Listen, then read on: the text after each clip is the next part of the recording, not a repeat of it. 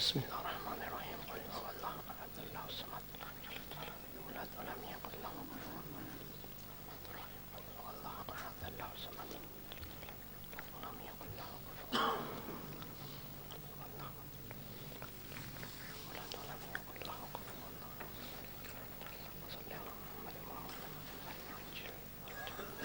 نعرہ تکبیر،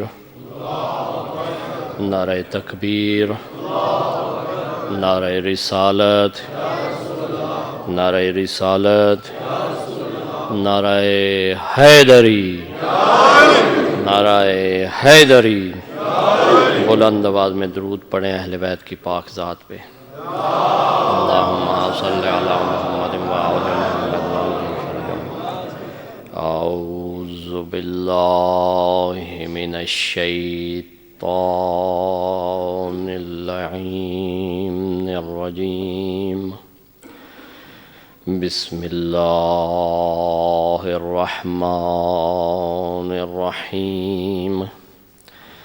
الحمد للہ الذی لا یبلغ مدحتہ القائلون ولا یحصی نعماءہ العادون ولا یؤدی حقہ المجتہدون.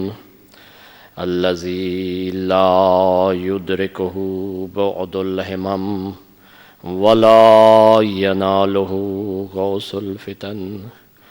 الذی لیس لصفتہ حد محدود ولا نعت موجود ولا اجل ممدود. فطر الخلائق بقدرتہ ونشر الریاح برحمتہ ووطد بالصخور میادان ارضہ. اول الدین معرفۃ الجبار ثم الصلاة والسلام علی السید المکی المدنی الحاشمی القرشی الابتہی سیدنا و مولانا شفیع ذنوبنا و طبیب قلوبنا ابی القاسم محمد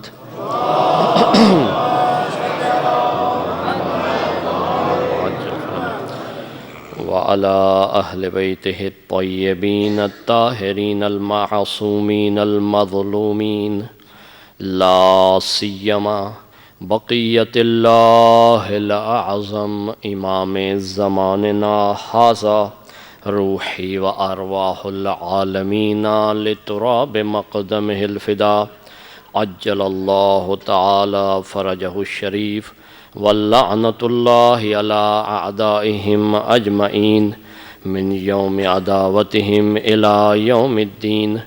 أما بعد فقد قال الله تبارك وتعالى في كتابه المجيد وفي فرقانه الحميد وقوله الحق.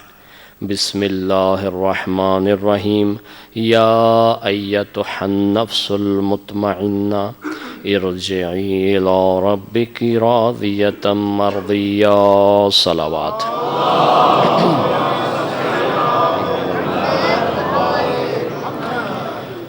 محترم سامعین، اہل ولایت و مودت و محبت، اللہ تعالیٰ تمام گزشتہ اعمال صالح اپنی بارگاہ میں ہم سب کے مقبول و منظور فرمائے اور آئندہ ہم سب کو بحق امام رضا علیہ السلام تمام اعمال صالح مزید معرفت اور عقیدے کے ساتھ انجام دینے کی توفیق عنایت فرمائے.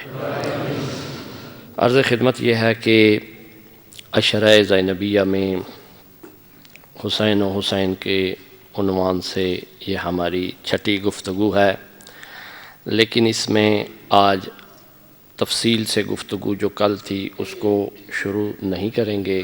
کل انشاءاللہ جو کل جہاں گفتگو چھوڑی تھی، جو دوست موجود تھے ان کے ذہن میں موضوع یقیناً ہے، وہ کل سے انشاءاللہ اس کو جاری رکھوں گا، صرف اس کی یاد آوری کے لیے، کیونکہ ایک دن کے غیب کی وجہ سے، فاصلے کی وجہ سے جو ہے وہ آپ کو بھول نہ جائے.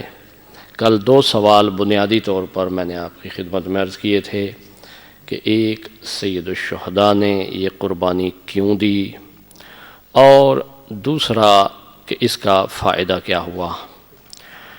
آدھا جواب آپ کی خدمت میں کل عرض کیا تھا خود زبان مبارک سید الشہداء سے کہ میں نے اس قربانی کو انجام کیوں دیا، وہ آپ نے سنا، البتہ میں تفصیل میں نہیں جا سکا تھا، وقت کی کمی تھی، جس کی وجہ سے صرف عربی عبارات جو سید الشہداء نے فرمائیں یا لکھ کے دی تھیں وہ میں نے ان کا ترجمہ آپ کو سنایا تھا۔ اسی کو تھوڑا سا یادآوری کے لیے بیان کرنے کے بعد آپ کی خدمت میں کچھ اور معروضات عرض کروں گا کہ سید الشہداء نے جواب یہ دیا تھا کہ میں نے کسی بھی دنیاوی کام کے لیے یا ظاہری حکومت کے لیے قیام نہیں کیا، میں نے قیام جو کیا ہے وہ کسی اور بالاتر اس سے جو مقصد ہے اس کے لیے کیا ہے۔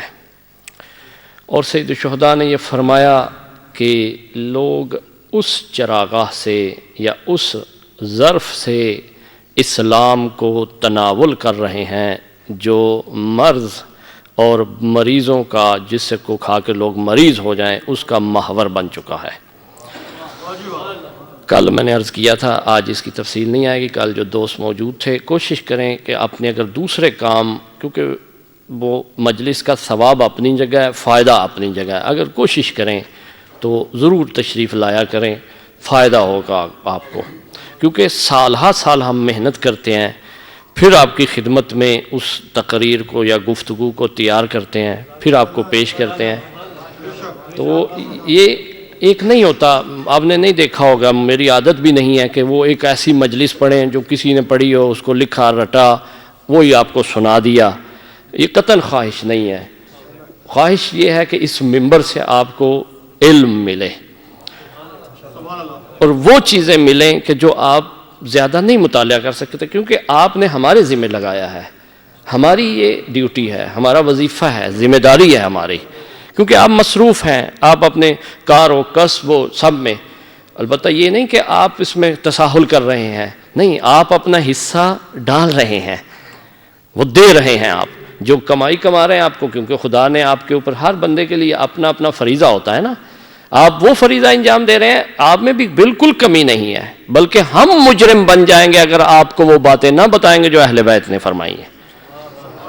آپ بری ذمہ ہیں، آپ کو کوئی پوچھ نہیں ہے، آپ کے لیے آسان ہے، ہمارے لیے مشکل ہے، ہمارے لیے سخت ہے۔ آپ تو اپنے خلوص سے خون پسینے کی کمائی دے دیتے ہیں کہ دیکھیں یہ دیں، ہدیہ دے دیں، یہ کر لیں، یہ کر لیں، لیکن اگر ممبر سے بیان نہ ہو، وہ چیزیں جو سید الشہداء یا اہل البیت علیہ السلام چاہتے ہیں آپ کو نہ ملے، تو کل وہ ہمیں پکڑیں گے کہ تم کس مرض کی دعا تھی، تم نے کیا کیا ہے۔ انہوں نے تو ہمارے نام پہ سب کچھ اپنا دے دیا ہے، تم لوگوں نے کیا کیا ہے۔ لہذا میں چاہتا ہوں کہ وہ چیزیں بیان کی جائیں آپ کی خدمت میں جو آپ مطالعہ نہیں کر سکتے، عربی میں ہیں، یا مثلا آپ کے پاس وقت نہیں ہے، تفصیل طلب ہے۔ تو میں نے کل عرض کیا تھا سید الشہداء نے 21 سال یا 20 سال کی زندگی کا خلاصہ پیش کیا تھا، جو میں نے کل آپ کی خدمت میں مولا کے کلام کو جو ہے عرض کیا تھا، وہ 20 سال کا خلاصہ تھا۔ سید الشہداء نے 41 ہجری سے لے کر 61 ہجری سے پہلے تک جو ہے وہ بیان فرمایا تھا۔ اب آپ دیکھیے کہ اس میں کیونکہ آخر وقت تھوڑا تھا، سید الشہداء نے اس میں بہت سے نکات بتائے، اس کو رپیٹ نہیں، فقط اتنا کہوں گا سید الشہداء نے اپنا درد بیان کیا تھا۔ وہ درد یہ تھا کہ میں نے قیام کس لیے کیا ہے، تم بھی سمجھ جاؤ، اگر تم پہ بھی یہ وقت آ جائے اور تم دیکھ رہے ہو تو تم خالی نہ رہنا، تم میری سیرت پہ عمل کرنا، میری سنت پہ عمل کرنا، مجھے بھول نہ جانا۔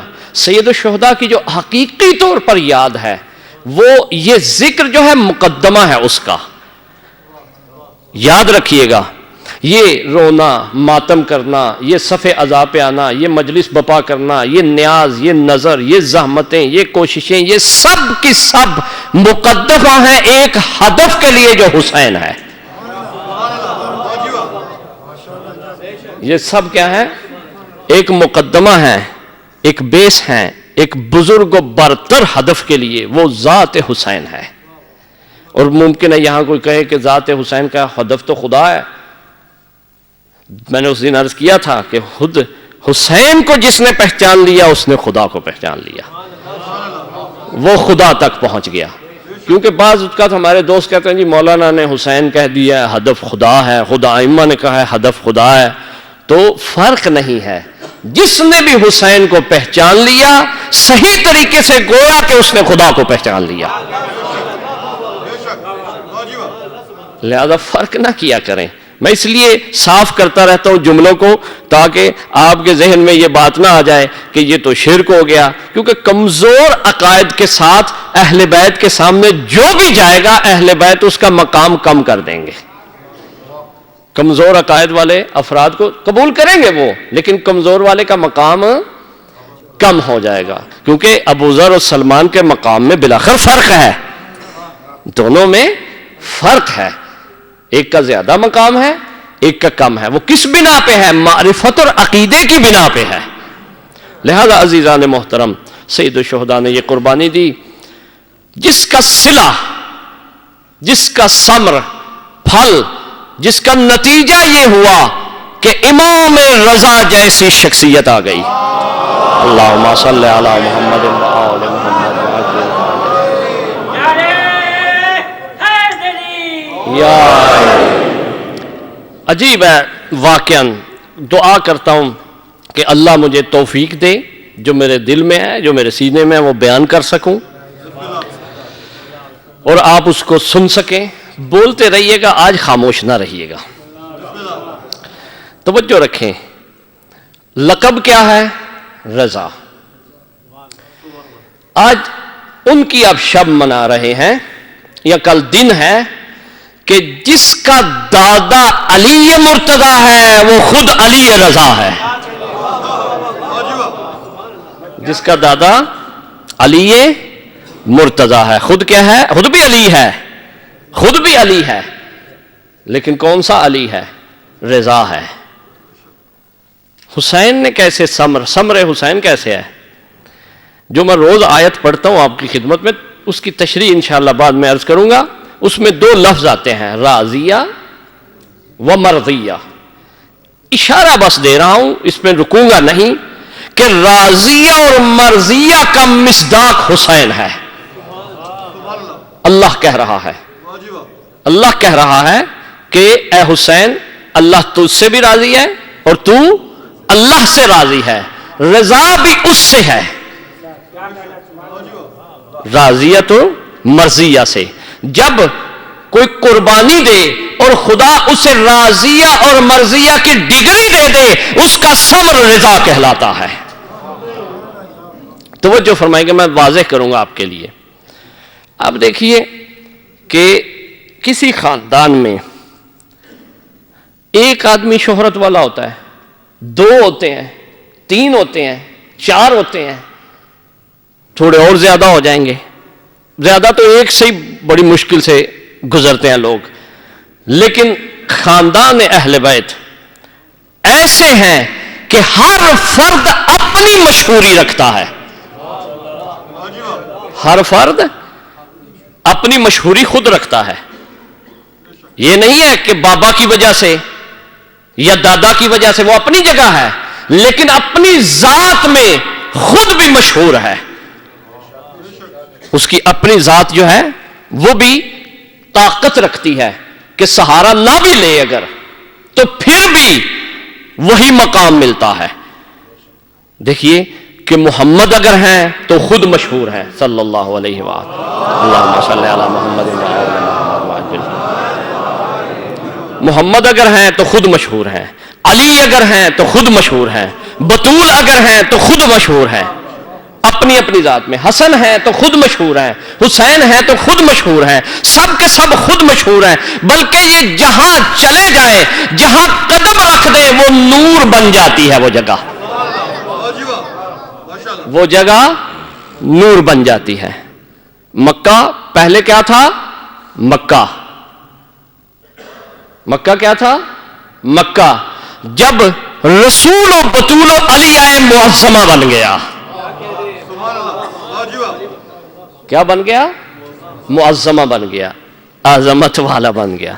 جب رسول نے مدینہ، پہلے مدینہ یثرب تھا نام، جب مدینہ میں آئے تو اس وقت منورہ بن گیا۔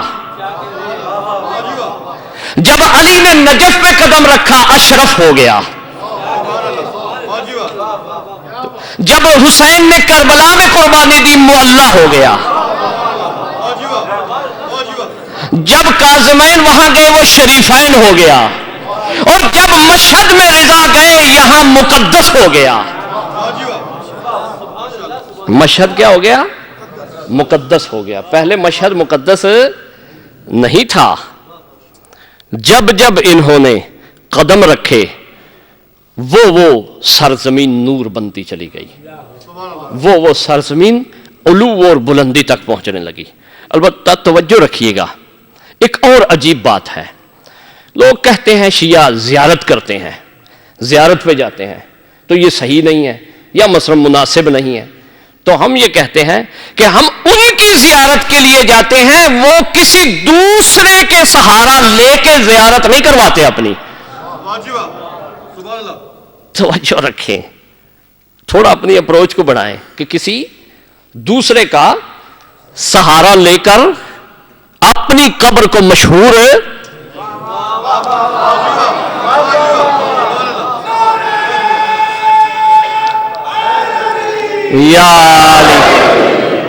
یعنی کسی بڑے آدمی کے ساتھ قبر رکھوا کے ساتھ مشہوری نہیں ان کی ہوتی، بلکہ ان کی اپنی مشہوری ہوتی ہے۔ وہ اپنی مشہوری ایسے ہے بلکہ ان کے ساتھ اگر کوئی بڑا دفن ہو جائے تو اس کی مشہوری ختم ہو جاتی ہے۔ آؤ نجف میں دیکھو، علی کے ساتھ آدم بھی دفن ہے، نوح بھی دفن ہے، لیکن کسی کو پتہ نہیں ہے آدم بھی ہے، نوح بھی ہے، کہتے ہیں علی کی زیارت کے لیے جا رہے ہیں۔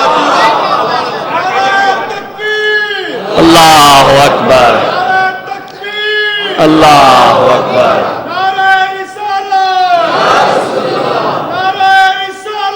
یا رسول اللہ،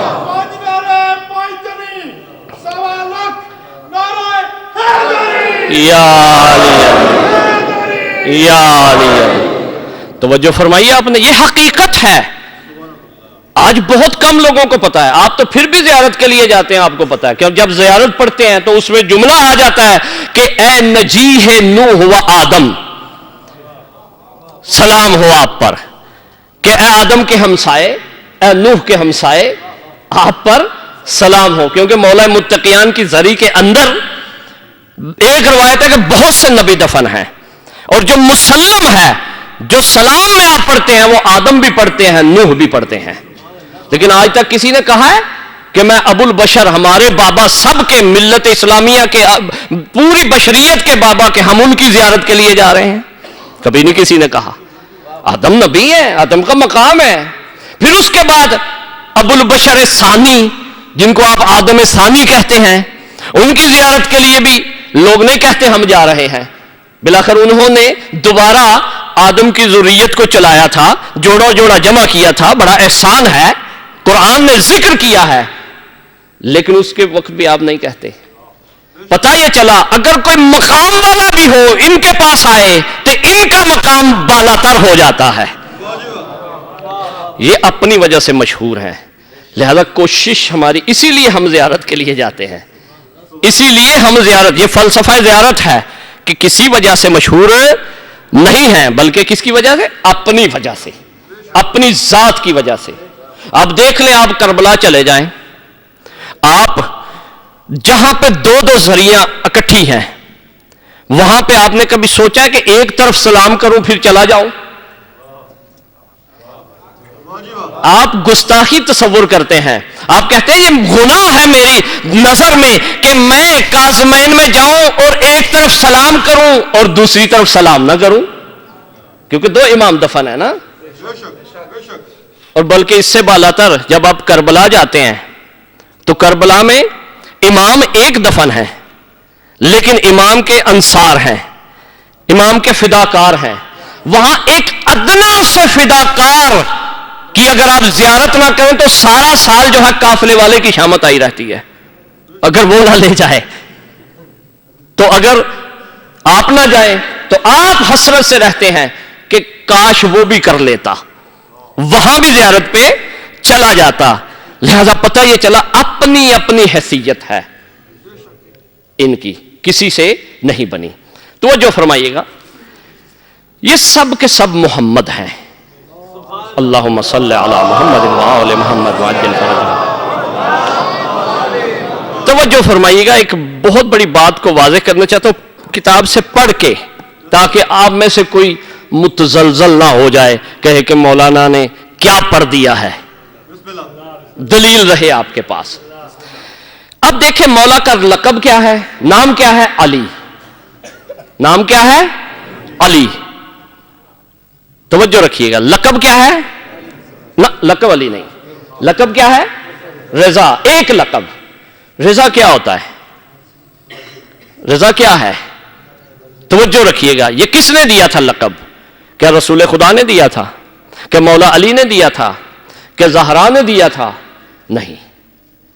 یہ لقب کس نے دیا تھا؟ اس کو بھی عرض کروں گا، مطلب بھی عرض کروں گا، اور پھر یہ بھی عرض کروں گا یہ لقب کیوں خدا نے دیا تھا.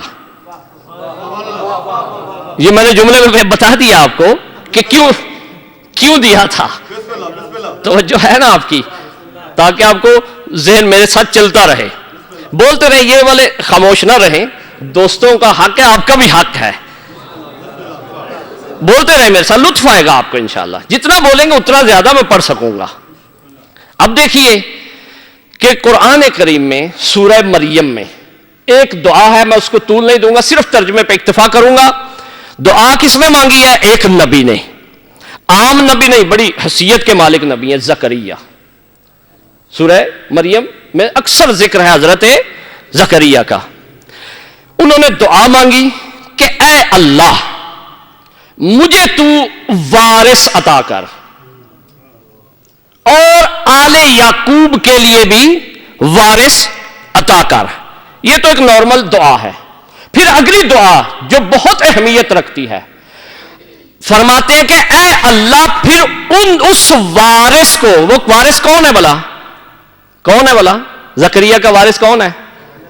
یحییٰ. یحییٰ کہ مجھے یحییٰ عطا کر، اور آل یعقوب کے لیے بھی وارث قرار دے. یحییٰ کو بنا کیا؟ کہا کہ اے اللہ یحییٰ کو رضا والا بنا. کیا بنا؟ رضی بنا. لفظ کیا ہے؟ رضی. رضا نہیں ہے. کیا بنا؟ رضی بنا. پتہ یہ چلا کہ جو رضا والا ہو اس کو یحییٰ کہتے ہیں، اور جو خود رضا ہو اس کو علی رضا کہتے ہیں. میں واضح کرتا ہوں کیونکہ آپ کی خاموشی مجھے اچھی نہیں لگی. ایک ہوتا ہے وفی، یعنی وفا والا، اور ایک ہوتا ہے وفا، خود وفا. ایک ہوتا ہے سخی، سخاوت والا. ایک ہوتی ہے سخا، جود و سخا جیسے آپ کہتے ہیں، خود سخاوت. اور اسی طرح ایک ہوتا ہے رضی، رضا والا، اور ایک ہوتا ہے خود رضا. توجہ فرمائیے اب آپ نے، کیا فرق ہے دونوں میں. اب اگر کوئی کائنات میں ڈھونڈنا چاہے وفی تو بہت ملیں گے وفا والے، لیکن وفا ملے گی عباس کے دروازے پہ. خود وفا ہے، جو کیا ہے؟ خود وفا ہے، وفی نہیں ہے. وفادار توہین ہے حضرت عباس کی، بلکہ خود وفا ہے. مجسم اگر کسی نے وفا دیکھنی ہو تو وہ عباس ہے. اسی طرح سخی آپ کو بڑے ملیں گے. حاتم الطائی بھی ملا تھا، جس کے بیٹی کا رسول نے بھی اسی لیے احترام کیا تھا. لیکن آپ کو سخا جو ہے وہ ذات حسین ملے گی. سخاوت خود سخا ہے. البتہ اس میں رکوں گا نہیں، القاب ہیں ائمہ کے یہ. اس کے بعد آپ کو رضی تو مل جائیں گے، جو کہ حضرت نے بھی دعا کی کہ میرا بیٹا بھی یحییٰ رضی بن جائے. رضی نبی ہے، لیکن رضا ملے گا مشہد و مقدس میں. یہ رضی اور رضا میں فرق ہے. اب تاکہ آپ کے ذہن میں رہے، آپ نہ کہیں بلا دلیل بات کر دی. امام نحوم سے امام محمد تقی علیہ السلام سے بلند آواز میں درود پڑے امام کی ذات. اللہم صلی علی محمد و آل محمد. کسی نے سوال کیا کہ مولا آپ کے بابا کو رضا کیوں کہتے ہیں؟ آپ ہی بتائیں. پھر یہ بتائیں کہ یہ کس نے کہا؟ مولا نے 2 سوالوں کا جواب دیا ہے. کہا کہ مخلوق نے یا عام کسی فرد نے یہ لقب نہیں دیا میرے بابا کو، بلکہ یہ لقب جو دیا ہے اللہ نے دیا ہے. رضا کا اللہ نے دیا ہے. متعارف کس نے کروایا ہے؟ رسول نے. پہنچا آہستہ آہستہ. آپ یہ نہ کہیں کہ یہ اللہ نے دیا تو کیسے ڈائریکٹ. ہم ڈائریکٹ کے قائل نہیں ہیں، ہم وسیلے والے ہیں. ڈائریکٹ جاؤ گے خدا منہ کی دکھا دے گا. سمجھ آئی یا نہیں؟ تو اب دیکھیے توجہ فرمائیے گا. تو کہا کیوں دیا؟ مولا فرماتا ہے لِأَنَّهُ رضا للہ فی السماء وَرِضَا لِرَسُولِ اللَّهِ فِي الْأَرْضِ. کیونکہ میرا بابا جو ہے وہ آسمانوں میں اللہ کی رضا ہے اور زمین پر رسول کی رضا ہے. توجہ فرمائیے آپ نے. اس لیے لقب دیا رضا کا. عجیب و غریب واقع مقام ہے. پھر آپ توجہ فرمائیے گا ہمارے بہت سارے علماء جو ہیں علم عرفان میں جو ماہر ہیں وہ علم الاعداد میں بھی ماہر ہیں، جس میں سے ایک نام ہے آیت اللہ حسن زادہ عاملی کا. استاد محترم کئی 100 کتاب انہوں نے لکھی. ابھی حیات ہیں، خدا ان کی زندگی و سلامتی کرے. کئی 100 کتاب لکھی ہے. بلکہ آج کے زمانے میں جو کمپاس آپ استعمال کرتے ہیں، جو غلطی تھی وہ حسن زادہ عاملی نے دور کی ہے. ویسٹرن اسٹرانومر جو ماہر نجوم وہ آئے ہیں تو ان کے پاس آ کے صلاح دی ہے کہ اگر آپ آ جائیں ہمارے ملکوں میں تو ہم سب سے بڑا استاد مانیں گے آپ کو. اس میں علم نجوم میں، علم حیات میں، علم الاعداد میں. اور یہ حیات ہیں. ابھی ایسے افراد ہیں. یہ آپ نے ایک واقعہ سنا ہوگا، ضمناً میں عرض کر دوں کہ بلا مولانا جان علی شاہ صاحب اکثر بیان فرماتے رہتے ہیں اپنی مجالس میں کہ جس استاد نے ایک دفعہ کسی طالب علم سے کہا تھا کہ اس حالت میں درس میں نہیں آیا جاتا. ہے آپ کے ذہن میں؟ مجھے نہیں پتا آپ کیا سنتے رہے ہیں. قبلہ یہاں پڑھتے رہے ہیں، یہی میں نے ان سے سنا تھا یہاں پہ. تو کیوں کہ وہ حالت ایسی میں تشریف لایا تھا جس میں درس میں نہیں کیا. یہی قبلہ تھے آیت اللہ حسن زادہ عاملی کہ جنہوں نے درس پڑھانے کے بعد نظر سے دیکھ لیا تھا کہ یہ جس حالت میں سائیڈ پہ کر کے کہا تھا اس حالت میں درس میں نہیں آیا جاتا. اسے کوئی مجبوری تھی، البتہ جان بوجھ کے نہیں تھا. ذہن میں رکھیں یہ بات. یہ وہ عالم ہیں، یہ علم الاعداد کے ماہر ہیں. بڑی کتابیں لکھی ہیں آغا نے. واقعاً ایک شاہکار ہے. اگر قم المقدس حوزہ میں کسی کو علامہ کہا جاتا ہے تو آج وہ حسن زادہ عاملی ہے. یعنی آپ کو پتا ہے ہر ایک کو علامہ نہیں کہا جاتا. ایک ہی اس وقت شخصیت ہے جن کو قم میں علامہ کہا جا رہا ہے، وہ یہی ہیں اپنے علم کی وجہ سے. اب توجہ فرمائے گا. علم الاعداد میں وہ لکھتے ہیں کہ ہر حرف اپنا عدد رکھتا ہے اور ہر حرف کے عدد جو ہیں اس نام پر مؤثر ہوتے ہیں. گویا کہ آپ نے پڑھا ہوگا، مجھے معلوم سائنس میں یا ایک سائیکالوجی میں سمبولک ورڈز ہوتے ہیں. یہ جو میں اس دن بھی مثال دے رہا تھا، چھوٹی چھوٹی علامتیں لگاتے ہیں. یہ خاص طور پہ جب ہم چھوٹے ہوتے تھے تو اب تو وہ شاید ختم ہو گیا ہے. جب کوئی تقریر کر رہا ہوتا تھا تو وہ ایک خاص لینگویج میں لکھتے تھے، شارٹ ہینڈ. اس کو کہتے ہیں سمبولک لینگویج، یعنی کہ نشانیوں والی. وہ کہتے ہیں اسی طرح نام جو ہے پیچھے عدد رکھتا ہے اور اس عدد کا انسان پہ بھی اور پوری کائنات پہ اثر بھی گزرتا ہے. ممکن ہے کوئی اس کو کہے ایسا غلط ہے، بالکل نہیں صحیح. میں نے حوالہ دیا آپ کو بہت بڑے عالم کا. درست ہے؟ جیسے یا علی کا کیا ہے 110 ہے، محمد کا کیا ہے، اور اسی طرح بسم اللہ کا 786۔ توجہ فرمائیے گا، رضا کے کتنے عدد ہیں؟ علامہ لکھتے ہیں رضا کا رے کا 200، داد کا 800، الف کا 1، کتنے ہو گئے؟ 1001۔ آپ نے مقولہ بھی سنا ہے، محاورے بھی سنے ہیں کہ میں 1001 دلیل دے سکتا ہوں۔ صلی علی محمد۔ پتہ نہیں آپ کیا سن رہے ہیں مجھ سے، کہ آپ کیا کہتے ہیں کہ فلاں ڈاکٹر کے پاس جو 1100 دوائی دے گا، 1001 دوائی دے گا۔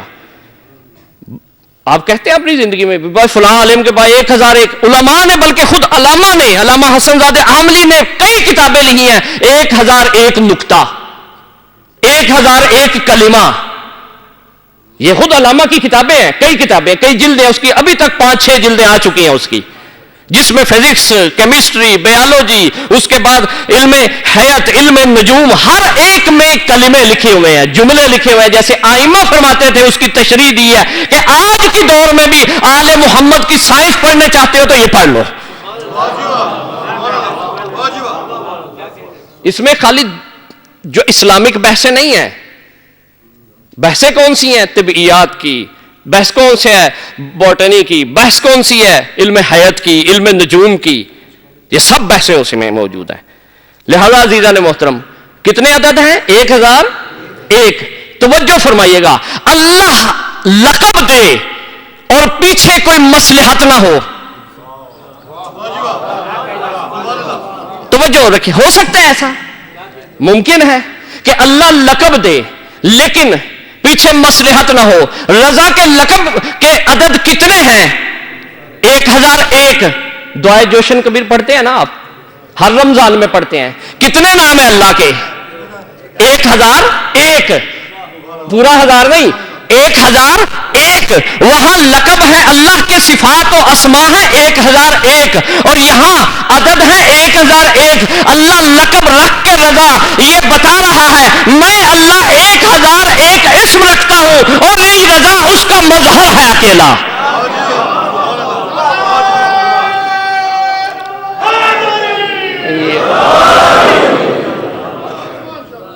یہ رضا اکیلا اس کا مظہر ہے۔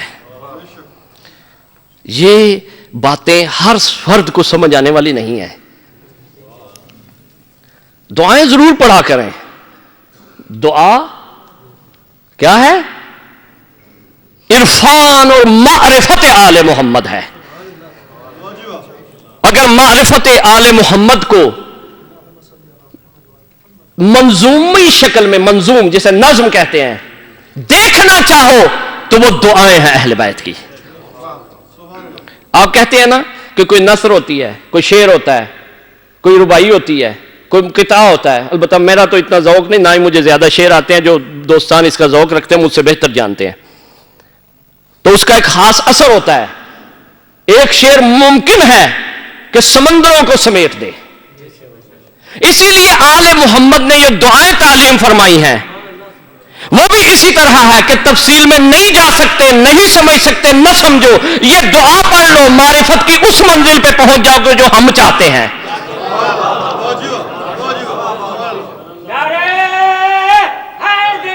یا علی۔ لہذا اللہ نے لقب رکھا ہے امام رضا کا، اس لیے کہ اگر زمانے میں تم میری صفات اور اسماء کا مظہر یکجا دیکھنا چاہو تو آ کے توس میں دیکھ لینا۔ اور واقعاً اسی لیے ظالم نے اپنا ولی عہد بنایا تھا، وگرنہ اس کو کیا مطلب تھا؟ اس کو پتا تھا کہ جب بھی میں، کیونکہ حکومت خدائی کام ہے، آسان کام نہیں ہے، یاد رکھیں اولی الامر ہے نا، توجہ، کیونکہ اولی الامر کہاں آتا ہے؟ صاحب امر اللہ کی ردیف میں آتا ہے، اطیع اللہ و اولی الامر، یعنی اولی الامر وہ ہو سکتا ہے کہ جو خدائی کام انجام دے سکے۔ توجہ ہے نا آپ کی؟ البتہ شرک نہیں ہے، یہ خدائی کام اللہ کے اذن سے اس نے انجام دینے ہیں، لہذا پتہ یہ چلا خدائی کام انجام دے سکے اللہ نے کہا، اور اس نے ظالم نے سمجھ بھی لیا اس بات کو کہ اگر روئے زمین پر خدائی کام دیکھنا چاہتے ہو تو اولل الامر جو رضا ہے اس سے مل جائیں گے تمہیں، جو میری صفات کا مظہر ہے۔ عزیزان محترم، مولا کا ایک لقب اور بھی ہے جو آپ سلام کی صورت میں جب زیارت پہ جاتے ہیں بولتے ہیں، توجہ کیے کرے گا ان جملوں پہ، السلام علی من شرط لا الہ، السلام علی لا الہ، کہ میرا آپ کہتے ہیں سلام ہو اس پر کہ جو لا الہ کی شرط ہے۔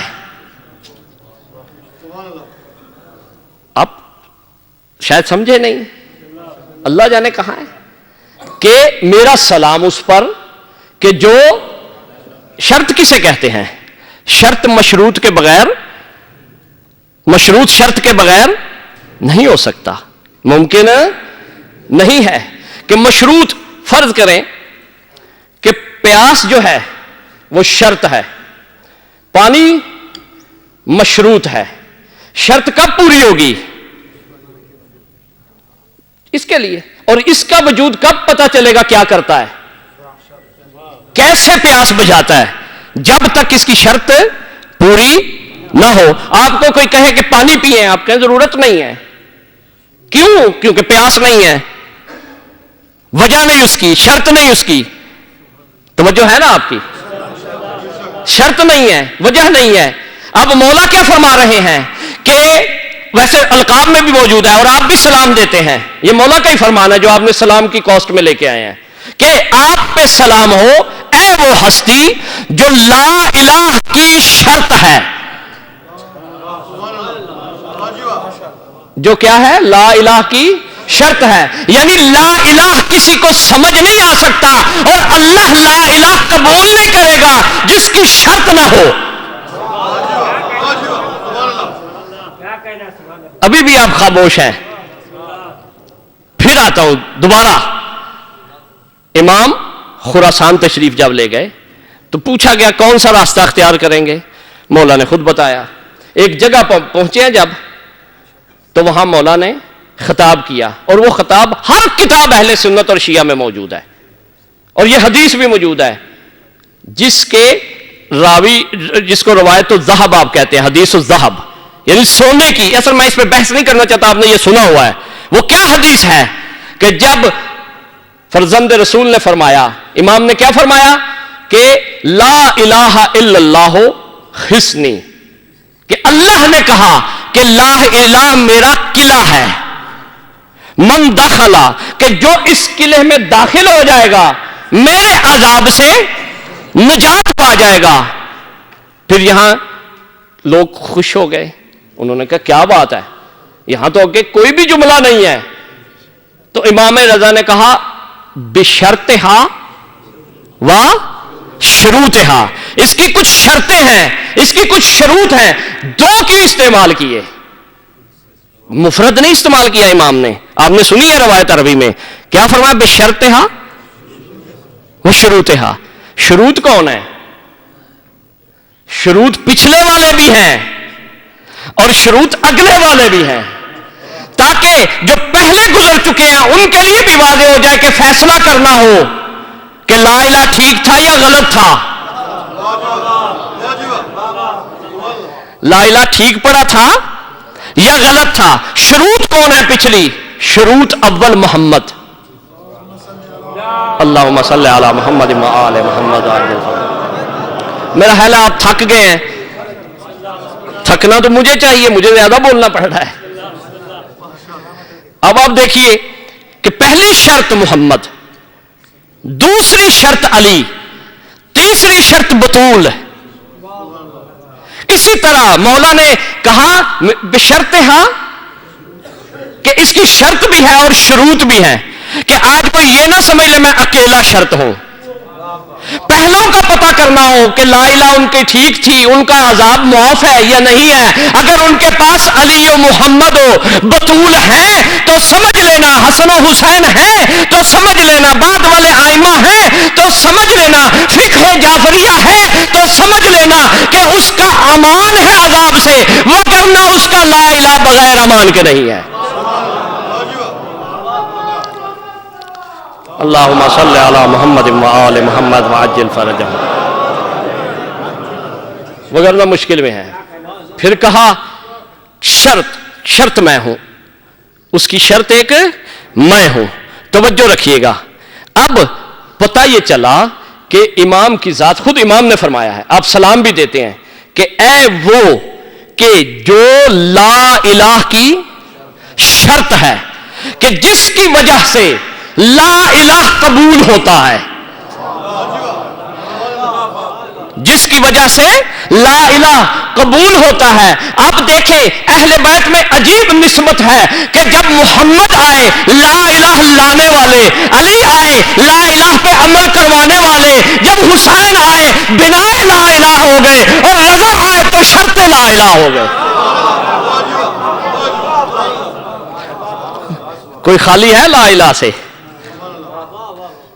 اب لا الہ اگر اور جگہ ڈھونڈو گے تو وہ لا الہ نہیں ملے گا، بلکہ خزی و نکال ہے۔ روایت کے جملے اس کو میں بیان نہیں کر سکتا، بس یہی کہ مولا کا یہ مقام تھا۔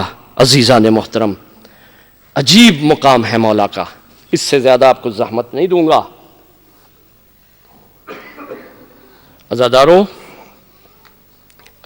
امام رضا اللہم صلی علی محمد و آل محمد کی ذات معمولی ذات نہیں ہے۔ امام آپ سے جو چاہتے ہیں بہت زیادہ، اور مجھ سے بھی، وہ یہ بہت امام گریہ کرتے تھے، روایات میں نے خود پڑھی ہیں، بلکہ آج بھی مطالعہ کر رہا تھا کہ امام نے بڑا اہتمام کیا ہے کہ محرم کو بڑے ہی پرشکو انداز سے منایا جائے، کیونکہ دوسرے ائمہ کو زیادہ وقت نہیں ملا، مشکلات تھیں۔ 2 وقت بڑے آسان تھے، امام صادق کا، اور امام نے بھی اللہم صلی علی محمد و آل محمد، امام نے بھی کیا کیا ہے کہ بڑا اہتمام کیا تھا۔ اور امام رضا کے بارے میں بھی ملتا ہے کہ بلکہ جب ولی عہدی کا زمانہ تھا تو امام نے کہا تھا کہ ٹھیک ہے، تمہارا یہ جو مسئلہ ہے میں قبول کرتا ہوں، بغیر کسی مداخلت کے، میں مداخلت نہیں کروں گا کسی امر میں، کسی ظلم تمہارے میں شریک نہیں ہوں گا، لیکن بقا اس میں ہے کہ میرے شیعہ بچ جائیں۔ اور آپ یاد رکھیں، ہندوستان اور پاکستان کے جو شیعہ ہیں یہ امام رضا کی محنتوں کا نتیجہ ہے، یہ یاد رکھیں۔ امام نے اس کو کہا تھا کہ میں کسی کام میں مداخلت نہیں کروں گا، اور اس کے ساتھ ہی ایک جملہ اور تاریخ میں ملتا ہے، کہا تھا کہ ٹھیک ہے، اس نے کہا تھا پھر آپ دربار میں تو آیا جایا کریں گے، کہا ہاں ٹھیک ہے، کیونکہ تمہاری مجبوری ہے، تم نے یہ ظاہر کرنا ہے، تم نے فائدہ لینا ہے، لیکن میں نے دیکھنا تشیع کا فائدہ کس میں ہے۔ امام نے اس لیے یہ ولی عہدی قبول کی تھی اور کہا ٹھیک ہے، میں کبھی کبھی آؤں گا، دیکھوں گا۔ دیکھیے کہ جب امام رضا علیہ السلام نے کہا میں کبھی کبھی آؤں گا، اس کے ساتھ شرط لگائی، کہا کہ میں جب محرم کا چاند آئے گا نا تو اس وقت بالکل کسی کام کو انجام نہیں دوں گا، سنوں گا بھی نہیں میں دوسری کوئی بات، کوئی بھی مشورہ، کوئی بھی دوسری چیز تمہارے میں نہیں دوں گا، یہ جملہ امام کا۔ لہٰذا میں اپنے جد کے غم میں مشغول رہوں گا، منع کر دیا تھا مولا نے۔ عزادارو، مولا نے بڑا اہتمام کیا، بلکہ بعض روایتوں میں ہے کہ عاشور کے دن اقتضاء زمان کے ساتھ، تقاضۂ زمان کو دیکھتے ہوئے مولا بغیر جوتے کے پیدل بھی چلتے تھے۔ یہ امام کی عظمت ہے، سید الشہداء کے غم میں روایتوں میں ملتا ہے۔ عزادارو، بڑا اہتمام کیا مولا رضا نے۔ ایک مرتبہ واقعہ لکھا ہے تاریخ نے، اہل سنت کی کتابوں میں زیادہ یہ واقعہ ملتا ہے۔ ایک مرتبہ جو ہے وہ امام نے جب محرم آیا نا تو محرم کے بارے میں ویسے بھی تاریخ لکھتی ہے کہ مدینے میں لوگ محرم اور سفر کا چاند جو ہے وہ آسمان پہ نہیں دیکھتے تھے، بلکہ سادات کے گھر سے ان کو پتہ چل جاتا تھا کہ محرم کا چاند نکل آیا ہے، کیونکہ حالت ایسی ہو جاتی تھی۔ عزاداروں، محرم جب آیا ہے تو مولا نے خود، روایت میں ہے کہ خود مجلس اعزاء کا اہتمام کیا، روایت ہے مولا نے خود وہ بچھونا بچھایا، وہ بچھونا خود بچھایا، بچھانے کے بعد ایک ذاکر یا پڑھنے والے سے کہا، شاعر سے کہا کہ آؤ میرے بابا پہ مرثیہ پڑھو۔ عزادارو، شاعر کا نام آپ نے سنا ہوا ہے، دیبل خزائی۔ دیبل کو مولا نے بلایا، یہ واقعہ اہل سنت کی کتاب میں زیادہ ملتا ہے۔ دیبل کو بلایا، دیبل کو کہا، دیبل تمہیں پتہ ہے کہ محرم آ چکا ہے، کیا میرے جد کے بارے میں کچھ لکھا ہے؟ کہا مولا کیسے ہو سکتا ہے کہ محرم آ جائے اور میں آپ کے جد کے لیے کچھ نہ لکھوں؟ یہ شاعر حضرات سن لو، یہ نوحہ پڑھنے اور بولنے والوں اور لکھنے والوں سن لو، بڑا مقام ہے آپ لوگوں کا۔ واقعاً دعا دیتی ہیں بطول آپ کو، خوب غم لکھا کرو بطول کے گھر کا۔ عزاداروں، دیبل کہتا ہے کہ مولا نے مجھے حکم کیا کہ جاؤ دیبل منبر پہ بیٹھو، جا کے مرثیہ پڑھو، ہمارے جد کا ذکر کرو۔ دیبل کہتا ہے میرا وجود کانپنے لگا، میں گھبرا کے کہا مولا امام کے ہوتے ہوئے کیسا مومن ہے جو منبر پہ بیٹھ جائے؟ عزادارو، اس وقت مولا نے کہا دیبل تم عرب کا رواج بڑے خوب طریقے سے جانتے ہو کہ جب کوئی کسی کا دنیا سے چلا جاتا ہے نا تو جو صف عزا بچھاتا ہے نا وہ دروازے پہ کھڑا ہو جاتا ہے۔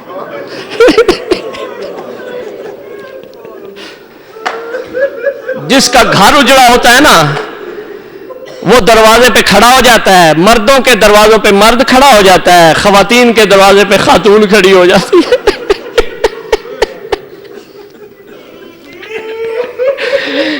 مولا نے کہا یا بڑی بڑی ہستیاں آئی ہوئی ہیں، میں تو زمین پہ بیٹھوں گا، علی اور رسول دروازے پہ ان کا شکریہ ادا کریں گے، اور بطول خواتین کے دروازے پہ جب بھی کوئی جانے لگے گا اسے یہ کہے گی تمہارا بڑا شکریہ، تم میرے حسین کے غم میں آنسو بہا کے آئے ہو۔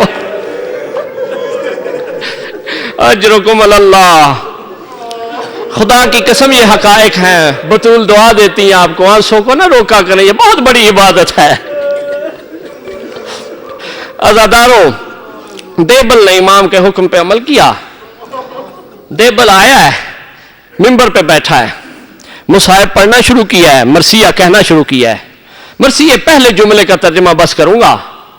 دیبل کہتا ہے سلام ہو میرا، فدا ہو جاؤں میں بطول کے اس گھرانے پہ جس کے پھول کائنات میں روئے زمین پر بکھرتے رہے۔ یہ پہلا جملہ دیبل نے بولا ہے عربی میں، اس کے بعد شعر کہتا رہا ہے، ایک ایک معصوم کا مصائب پڑھتا رہا ہے۔ عزاداروں، جب پہنچا ہے نا 7ویں امام کی مصیبت پہ، اسیر بغداد کا تذکرہ کرنے کے بعد یہ چپ کر جاتا ہے، خاموش ہو جاتا ہے۔ جب خاموش ہوتا ہے تو امام فرماتے ہیں دیبل آگے پڑھو۔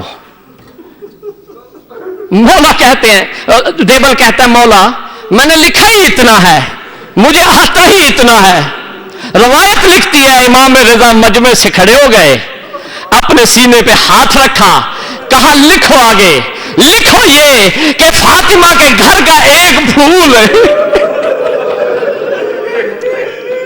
مدینے سے بھی چلا جائے گا، نجف سے کربلا سے بھی آگے چلا جائے گا، تو اس کی زمین پہ اس کو زہر دے دیا جائے گا اور اس کو غربت کے عالم میں وہاں دفن کر دیا جائے گا۔ اجرکم اللہ، اجرکم اللہ۔ اللہ آپ کو کسی اور غم میں نہ رلائے عزادارو۔ امام رضا کا ماتم کر رہے ہو، معصومہ قوم بڑی حسرت سے چلی گئی تھی دنیا، بہن بڑی حسرت سے دنیا سے چلی گئی تھی، بھائی نہیں ملا تھا۔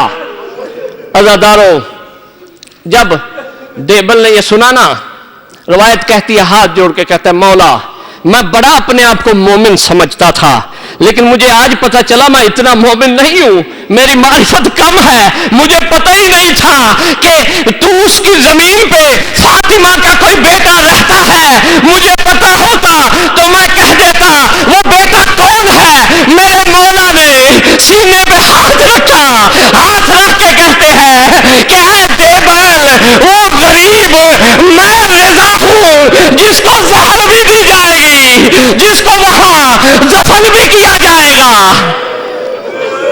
اجرکم اللہ، اجرکم اللہ۔ عزادارو جب دیبل نے یہ پڑھا ہے نا تو ایک مرتبہ گریہ شروع ہوا، مرد و خواتین میں کوہرام مچ گیا۔ ایک مرتبہ بیبیاں جو طرف بیٹھی تھی، روایت لکھتی ہے کہ پردہ لگا ہوا تھا درمیان میں، دوسری طرف بیبیاں تھیں، بیبیوں میں سے جب رونے کی آواز آئی تو جب گریہ زیادہ ہوتا ہے تو مومن اکثر کہتے ہیں پھر یہ جملہ پڑھا جائے۔ کسی مومن نے کہا کہ دیبل یہ جملہ دوبارہ پڑھو، ہم سننا چاہتے ہیں۔ جب دیبل نے دوبارہ یہ جملہ پڑھا نا، غریب رضا کہا، جب جملہ پڑھا ایک بوڑھی کنیز کی آواز آئی کہ دیبل تجھے فاطمہ کے حق کا واسطہ ہے اس جملے کو دوبارہ نہ پڑھنا، میں دیکھ رہی ہوں کہ موسیٰ کاظم کی بیٹیاں رضا کی بہنیں گلے لگ لگ کے بے ہوش ہو رہی ہیں، بے ہوش ہو رہی ہیں۔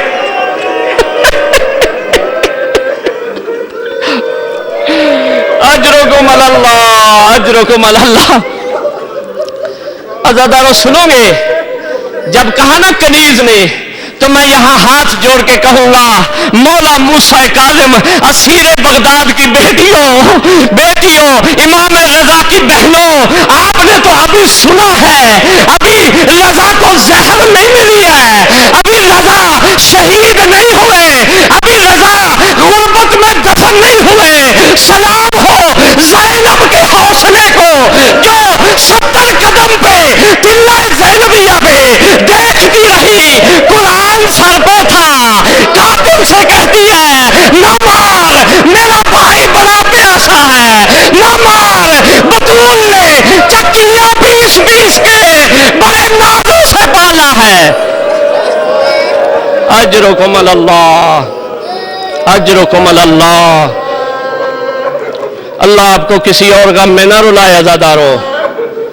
منزل بے منزل آگے لے کے چلوں گا، حوصلہ رکھنا۔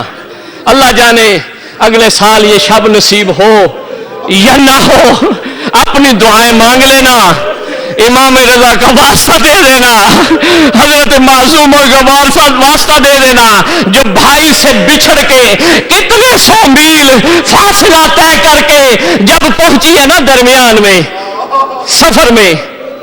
سنو گے عزادارو، حوصلہ کر لو، سانس لے لو، جاؤ گے پانی بھی پیو گے، کھانا بھی کھاؤ گے، نرم نرم بستر پہ بھی سو جاؤ گے، تمہیں تو اتنا چلنا نہیں پڑے گا، تمہیں تو کم کی پہاڑیوں سے سخت موسموں سے گزرنا نہیں پڑے گا۔ بی بی کہاں سے چلی تھی؟ بی بی چلی تھی مدینے سے، جا کہاں رہی تھی؟ مشہد جا رہی تھی۔ عزادارہ سنو گے، پہنچی ہے مشہد؟ نہیں، دفن کہاں ہے؟ کم میں۔ کیوں دفن ہے؟ روایتیں لکھتی ہیں کہ جب بی بی نے سنا نا کہ میرا بھائی مارا گیا ہے تو اس کے بعد بی بی مریض ہو گئی، مریض ہوئی ہے نا جب بی بی، روایتیں لکھتی ہیں کہ اتنی مریض ہوئی کہ نہ مدینے واپس جا سکی، न मशहद पहुंच सकी। बहनों को भाई बड़े प्यारे होते हैं, बीबी वहां से जो है वही इंतकाल कर गई, वही दफन हो गई। अज़ादारों, बड़ा सख्त वक्त देखा मासूमा ने, मासूमा कुम ने। अज़ादारों, जब बीबी मदीने से चली, इधर से जालिम ने देखा कि अब मेरा मकसद पूरा नहीं हो रहा, जब तक रजा खुरासान में रहेंगे मोमिनों की शफाअत भी होती रहेगी, हिरनियों को जमानत भी मिलती रहेगी। जामिन आहू कहते हैं ना आप, मौला का लकब है। उसने एक दफा देखा मलाउन ने किया क्या, सुनोगे? वो मंजर बताना चाहता हूं। किया ये कि मौला को एक दिन बुलाया, बुलाने के बाद अज़ादारों, बड़ा शातिर था, बड़ा मक्कार था ये। इस जालिम ने कुछ अंगूर लिए, रवायत लिखती है कि उनमें से चंद गुच्छों को अंगूरों के सुराख किया, सूजन से सुराख करके उसके अंदर जहर डाला, और जहर बड़ा सख्त था। और फिर उसके बाद उनको उस पानी में से धो दिया जो जहर से बचा हुआ पानी था, उनको एक तश्त में रखा। दूसरी तरफ वो अंगूर लिए जो सादे थे, जिनको जहर नहीं लगा हुआ था। रवायत लिखती है जब जहर वाले अंगूर दूसरे अंगूरों से मिले हैं, उनका रंग बदल गया हुआ था।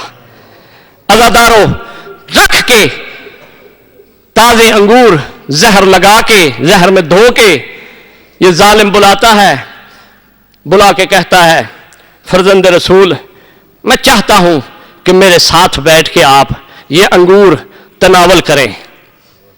अज़ादारों, चंद जुमले बोले हैं इमाम ने जो तारीख ने लिखे हैं। मौला कहते हैं, ये कहता है कि मौला, कायनात में सबसे अच्छे अंगूर मंगवाया मैंने। जुमला क्या बोल रहा है? कायनात में सबसे अच्छे अंगूर मैंने मंगवाया है। मौला ने जवाब दिया, ऐ जालिम, जन्नत में हमारे लिए इससे अच्छे अंगूर इंतजार कर रहे हैं। ये जालिम दूसरा जुमला बोलता है, कहता है कि आप तनावल तो फरमाएं, आप खाएं तो सही। मौला कहते हैं कि जालिम, क्या तेरा मैं अच्छा इमाम नहीं हूं? क्या तुम पे मैंने रहम नहीं किया हमेशा? मैं रहीम इमाम नहीं हूं तेरा? फिर ये कहता है खाएं। मौला कहते हैं कि क्यों बतूल का घर उजाड़ता है परदेश में? तीसरा जुमला मौला ने बोला। उसके बाद ये एक अंगूर जिस तरफ सादे अंगूर रखे हुए थे तोड़ के खा के कहता है, आप मेरे लिए बदगुमानी कर रहे हैं। बड़ा शातिर था, कहा बदगुमानी कर रहे हैं आप? मैं ये अंगूर खा के बता रहा हूं कि ये अंगूर सही हैं, अब डरे नहीं, खाएं। मौला रजा ने एक अंगूर का दाना लिया, इन्ना लिल्लाहि व इन्ना इलैहि राजिऊन। मौला ने अंगूर खाया, बतूल के बेटे का रंग बदलना शुरू हुआ। कहता और खाए। मौला कहते हैं एक से तेरा काम हो जाएगा, जो चाहता है वो पूरा हो जाएगा। मौला ने एक मर्तबा अपनी जगह से उठे, चलना शुरू किया। कहता है बतूल के बेटे कहां जाते हो? कि मौला कहते हैं जहां भेजा है वहां जा रहा हूं। अज़ादारों, एक मर्तबा मौला ने अपनी अबा को अपने सर पे लिया। अबू सल्त हिरवी की रवायत है कि जब मौला निकले हैं, मौला की अबा सर पे थी और मुझे कह के गए थे कि अरब की निशानी है, जब भी कोई मुश्किल आ जाए, मुसीबत आ जाए, तो अबा सर पे रख ली जाती है। जब देखा कि मौला के सर पे अबा है, मैंने देख लिया कि बतूल का घर उजड़ रहा है, परदेश में मौला रजा हमसे बिछड़ रहे हैं। अज़ादारों, एक मर्तबा घर तशरीफ ले गए मौला रजा। जब घर आया है, घर आके खादिमों से कहा कि दरवाजों को बंद कर दो। जब दरवाजे बंद हो गए, अज़ादारों, मौला रजा तड़पने लगे।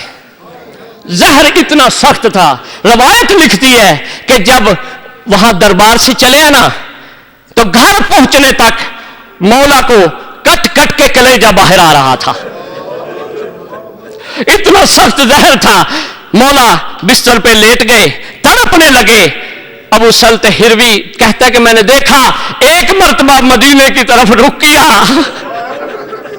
کہا کیسے ہو سکتا ہے جس کا جوان بیٹا ہو اور وہ پردیس میں بستر پر تڑپ رہا ہو؟ وہ کہتے میں نے دیکھا کہ ایک مرتبہ ایک خوبصورت شہزادہ دروازے سے اندر آتا ہے، میں دیکھتا ایک نور ہے، میں نے پوچھا اے شہزادے تو کون ہے؟ کہا کہ میں محمد تقی ہوں، یہ جو بستر پہ تڑپ رہے ہیں یہ میرا بابا رضا ہے۔